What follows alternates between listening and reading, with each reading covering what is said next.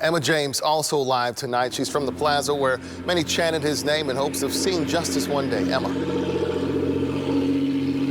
Yeah, Kevin, this is the spot where hundreds of protesters gathered after George Floyd's murder last summer. You probably remember that coverage, but tonight it's empty, and social justice activists tell us they feel the verdict is the justice that so many people have hoped for. We sat down and watched the announcement with Dr. Nicole Price. She works to raise awareness about systemic racism and the black community around the KC Metro. She tells us today is a victory, but there's still a lot of work to be done.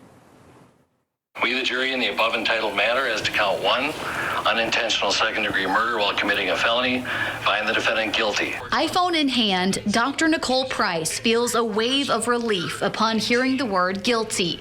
It continues on for the remaining 2 charges against former Minneapolis police officer Derek Chauvin.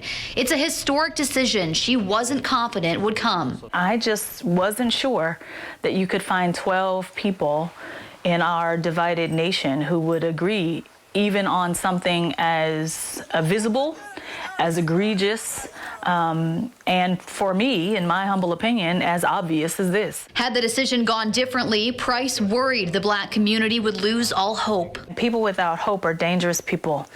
And I was really concerned that what I perceived to be the right decision was not going to be made, and then people who were hopeless would take to the streets in anger, justified anger. Price believes the jury reached a guilty verdict because the trial focused on one officer rather than the policing system as a whole. Price and social justice activist Gwen Grant say the system is where work needs to be done. I hope that Congress will pass the George Floyd Justice and Policing Act, and I hope that we can see change here in Kansas City, because we have a problem here with deadly force and excessive force within our police department, and we need to see some meaningful change there. Ultimately, both activists say Tuesday's verdict is a victory. When you do something so egregious, there must be accountability.